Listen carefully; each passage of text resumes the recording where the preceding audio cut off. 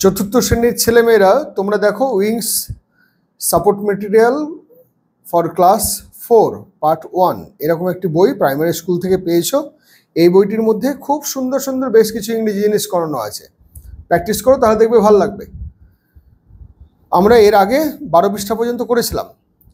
Write the plural activity 18, write the plural forms of the following words. তার মানে এখানে নিচে ফলোয়িং ওয়ার্ডস মানে নিচে যে শব্দগুলি দেওয়া আছে তার প্লুরাল ফর্ম দিতে হবে। এগুলো সবগুলোই সিঙ্গুলার আছে, দেখো সিঙ্গুলার মানে এক বচন, প্লুরাল মানে বহু বচন। বুক থেকে বুকস হয়েছে, তারপর কি হবে ট্রি থেকে TREE ট্রি, তার থেকে ট্রিজ। টয় থেকে TOYS টয়েস। ওয়ে থেকে WAYS water ways WAYS। Girl থেকে গার্লস। তাহলে এরকম করে আমরা সবগুলোর ক্ষেত্রে দেখো এস যোগ হয়েই এগুলো প্লুরাল হয়েছে। এরপর activity 19, fill in the blanks by choosing appropriate words from the bracket। তার মানে কি বলছে, আমার এখানে যে শব্দগুলো বাক্য দেওয়া আছে সেই বাক্যের মধ্যে অল্টারনেটিভস যেগুলো আছে সেই অল্টারনেটিভসগুলো ঠিকঠাক চুজ করতে বলছে। তাহলে আমি খেয়াল করব, দেখো I first person singular number, তাহলে I sees a tram on the street। তাহলে এই হি বা সি বা ইট এই তিনটের ক্ষেত্রে ভার্বের সঙ্গে এস বা ইএস যোগ হচ্ছে। তাহলে দেখো এখানে কি হচ্ছে, I see হবে, এই নিয়ে কোনো দ্বন্দ্বই নেই। তাহলে এখানে কি হবে, I see a tram on the street। এরপরে তোমরা কি করে জানো, তোমরা এই সবগুলো ফিল আপ করবে, কিন্তু এগুলোর বাংলা থেকে ইংরেজি থেকে বাংলা আর লেখো না। I see a tram on the street এই বাক্যটাই পুরোটা লিখবে খাতার মধ্যে। তাতে এই ট্রাম বানান, স্ট্রিট বানান, এই সব বানানগুলো তোমার মুখস্থ হয়ে যাবে। I see a tram on the street। তাহলে দেখো এখানে অনের ব্যবহার কি হয়েছে, রাস্তার উপরে একটা ট্রাম দেখলাম, তাহলে on the street. Train runs on rail. তাহলে আমরা we walk on our foot. আমরা আমাদের পা দিয়ে হাঁটি, বাই আওয়ার ফুট বলি না কিন্তু।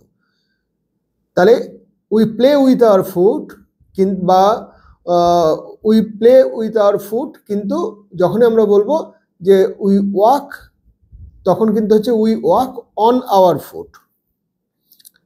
তারপর দেখো হি হলেই এখানে যেহেতু সবগুলোই প্রেজেন্ট টেন্স, এখানে থিংস হবে, থিঙ্ক হবে না, third person singular number.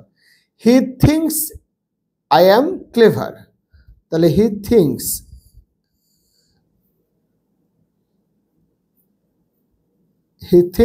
I am clever।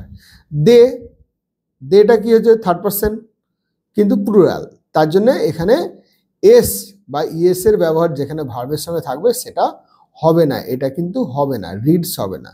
They read the book several times. তাহলে they read the book several times. We যেহেতু উই আছে তার জন্য অবশ্যই গো হবে। এগুলো পরে দেখবে তোমার রক্তের মধ্যে ঢুকে যাচ্ছে, মানে এগুলো ঝপাঝপ বাক্যের এখানে কি আছে না আছে দেখতেই যাবো না।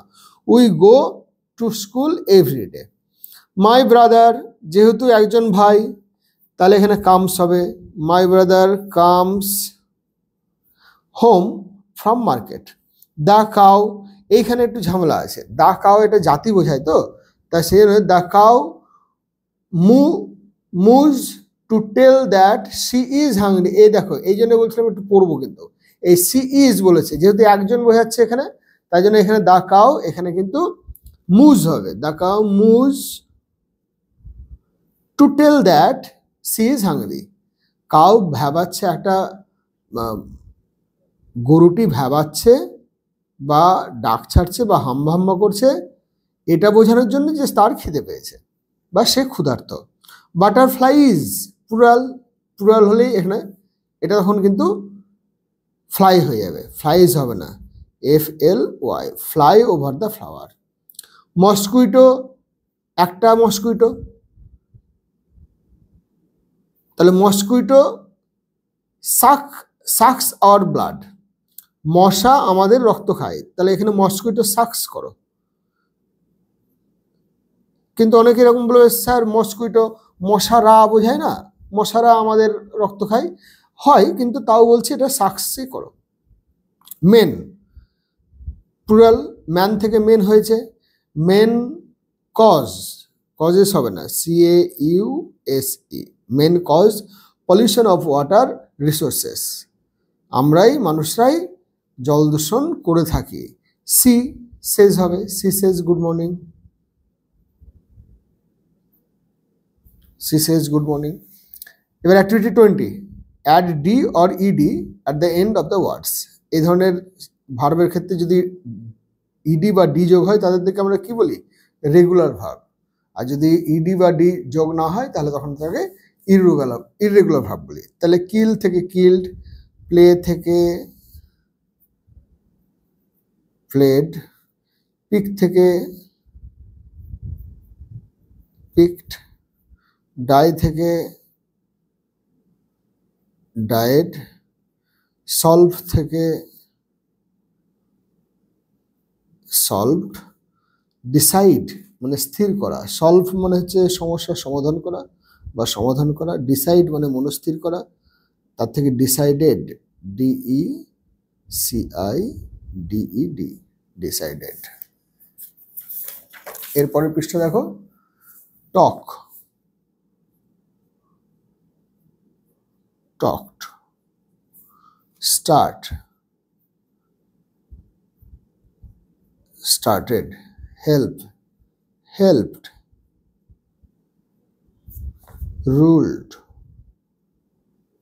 rule থেকে ruled, শাসন করেছিলেন, করেছিল, believe, believed, divide, divided। এরপরে complete the following table, activity 11। দেখে বুঝতে হচ্ছে নাও অ্যান্ড দেন, নাও মানে বর্তমান কাল, আর দেন মানে পাস্ট টেন্স। তাহলে এটা প্রেজেন্ট টেন্স, এটা পাস্ট টেন্স। গো, ওয়েন্ট, গেভ, গিভ, টেক, টুক, এট, ইট, shake, shook, understand, understood, saw, see, fall,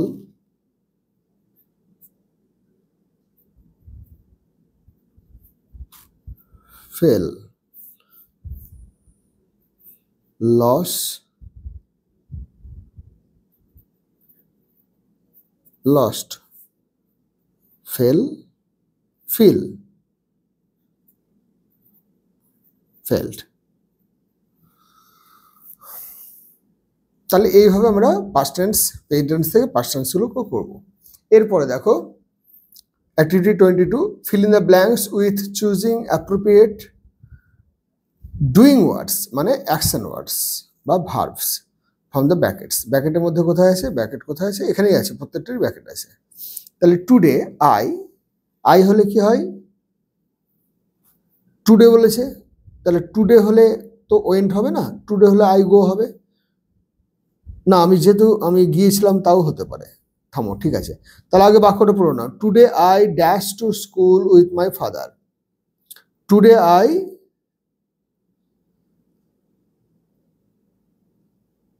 দুটোই হয়, কিন্তু এখানে গো করো। Today I go to school with my father, actually today I went to school with my father, এটাই ঠিক। কেন কি আজকে আমি গিয়েছিলাম বিদ্যালয়ে আমার বাবার সাথে। তা এখানে যেহেতু প্রেজেন্ট টেন্স পাস্ট টেন্স বোঝাতে চেয়েছে, টুডে মানে প্রেজেন্ট টেন্স আর ইয়েস্টারডে মানে পাস্ট টেন্স, তার মানেই আমরা এখানে কিন্তু গোই করব। তাহলে today I go to school with my father, yesterday বলেছে, তাহলে এখানে আর কোনো সন্দেহ নাই। Yesterday I took my mother with me, last afternoon বলেছে, তাহলে এটা হবে I came late from school. Today I, তাহলে হ্যাড হবে না, টুডে বলেছে, তাহলে I have milk and bread, today I have milk and bread. Yesterday we live left, তাহলে লেফট হবে, yesterday we LEFT, yesterday we left home early। তাহলে দেখো আরেকবার আমি ভালো করে পড়ে দিচ্ছি, এটা ঢাকা পড়েছিল। Today I